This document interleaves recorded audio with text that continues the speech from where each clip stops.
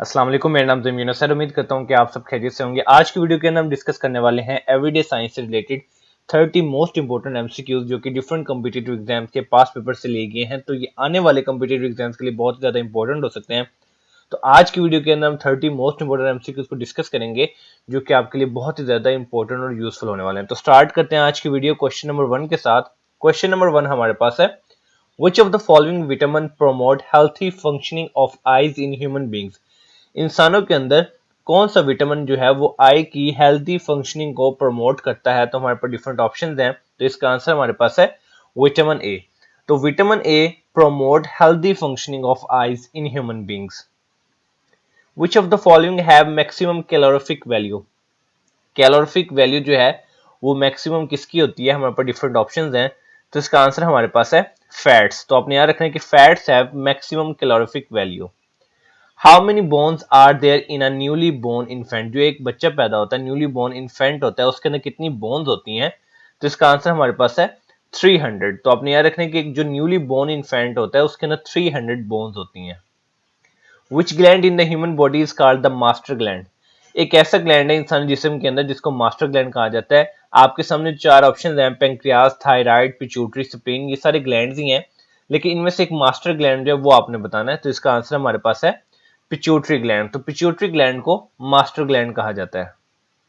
A person which of the following blood group is called a universal donor. कौन से person का blood group जो होगा following में से कोई एक होगा तो उसको हम यूनिवर्सल डोनर कहते हैं, या उस ब्लड ग्रुप को भी हम यूनिवर्सल डोनर कहते हैं। तो इसका आंसर हमारे पास है ओ। तो अपने याद रखें O blood groups is called as universal donors. Which is the largest organ in the human body. इंसानी जिस्म के अंदर लार्जेस्ट ऑर्गन जो है वो कौन सा है। तो इसका आंसर हमारे पास है स्किन। तो अपने याद रखना है कि skin is the largest organ in the human body. Which is the largest gland in the body. Largest gland जो है इंसानी जिस्म के अंदर वो कौन सा है। तो इसका आंसर हमारे पास है liver. Liver is the largest gland in the human body. Which of the following gland secretes tears. कौन से ग्लैंड हैं जो कि आंसू सिक्रेट करते हैं। तो हमारे पास डिफरेंट ऑप्शंस हैं। तो इसका आंसर हमारे पास है लैक्राइमल ग्लैंड्स। तो अपने याद रखने के lacrimal gland secrete tears. The function of haemoglobin is. Haemoglobin का मेन फंक्शन क्या है। तो इसका आंसर हमारे पास है ट्रांसपोर्टेशन ऑफ ऑक्सीजन। तो अपने याद रखना है the main function of haemoglobin is transportation of oxygen. The main function of the kidney. अब जो किडनी है यानी कि गुर्दे जो है इनका मेन फंक्शन क्या है। तो इसका आंसर हमारे पास है to remove the waste product from the body. Kidney का मेन फंक्शन यही है कि जो हमारा वेस्ट प्रोडक्ट है बॉडी के अंदर इसको वो रिमूव करता है kidney.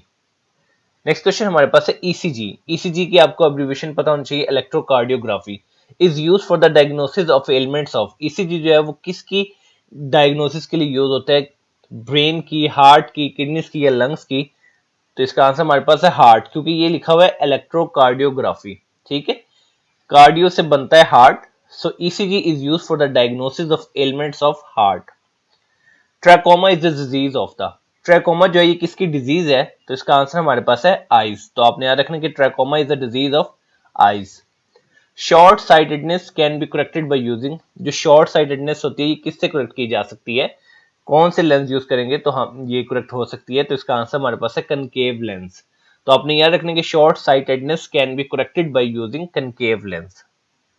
Leukaemia is a disease. Leukaemia जो है वो किस चीज की डिजीज है।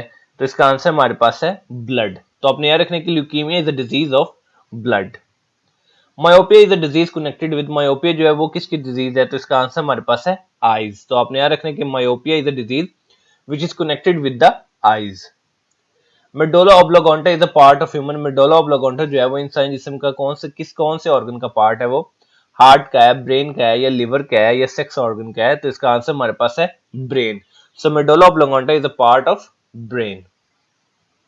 विच of the following disease is caused by virus. कौन सी डिजीज है जो कि वायरस की वजह से काज होती है। तो इसका आंसर हमारे पास है स्मॉल पॉक्स। तो स्मॉल पॉक्स जो डिजीज है ये वायरस की वजह से काज होती है, जबकि ट्यूबरकुलोसिस जो है वो बैक्टीरिया की वजह से होती है, और मलेरिया और कॉलर जो है ये भी जो है वायरल डिजीजेस नहीं है, जो कि जबकि स्मॉल पॉक्स जो है it is caused by virus.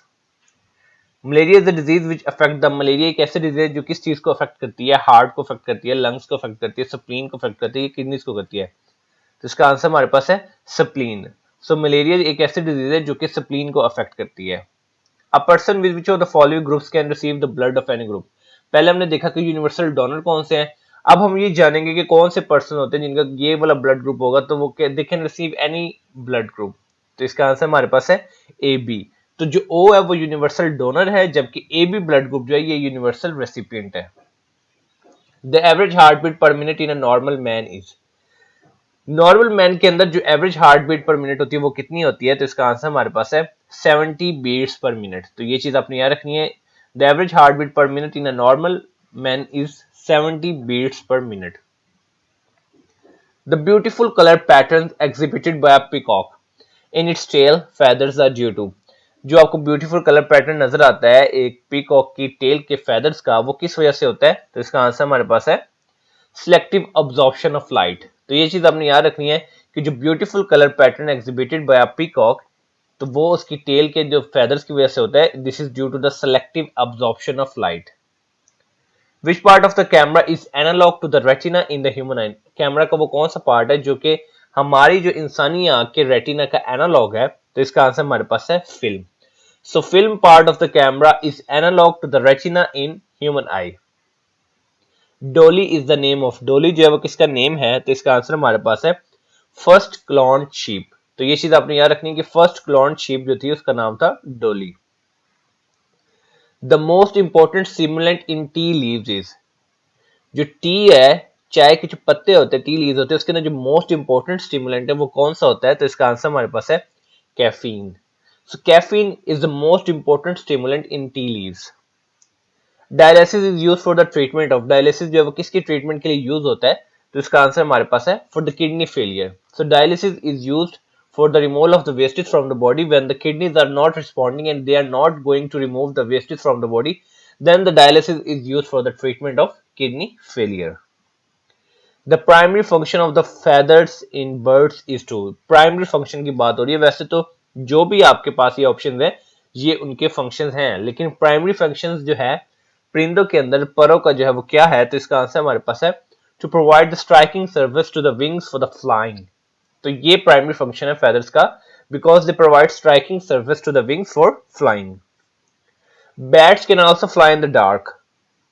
ये चीज हमें शायद पहले भी पता थी कि जो बैट्स होती हैं, चमगादड़ जिसे कहते हैं, they can also fly in the dark.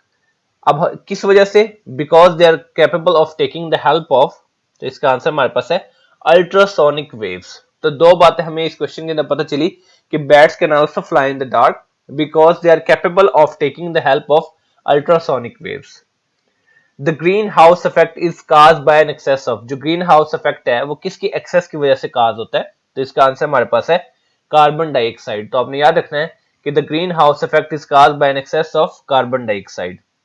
The cow's milk contains how much amount of water in terms of percentage। जो एक गाय का दूध है उसके अंदर वाटर की अमाउंट कितनी होती है, उस कितनी परसेंटेज होती है, तो इसका आंसर हमारे पास है 80%। तो आपने याद रखना है कि जो गाय का दूध है it contains 80% amount of water in terms of percentage.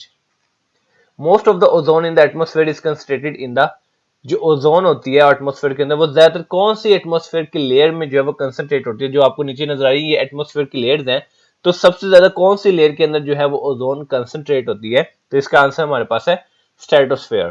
तो अपने याद रखने कि most of the ozone in the atmosphere is concentrated in the stratosphere. तो ये थी आज की वीडियो जिसके अंदर हमने 30 मोस्ट इंपोर्टेंट एवरीडे साइंस के क्वेश्चन को डिस्कस किया। उम्मीद करता हूँ कि वीडियो आपके लिए बहुत ही ज्यादा इन्फॉर्मेटिव और यूजफुल रहेगी। अगर तो आपको वीडियो पसंद आई है तो काइंडली चैनल को सब्सक्राइब कर ले ताकि आपको ऐसी मजीद इन्फॉर्मेटिव और यूजफुल वीडियोस के नोटिफिकेशन मिलते रहे। तो मिलते हैं इंशाल्लाह अपनी नेक्स्ट वीडियो में, तब तक अपना बहुत ज्यादा ख्याल रखिए। वस्सलाम।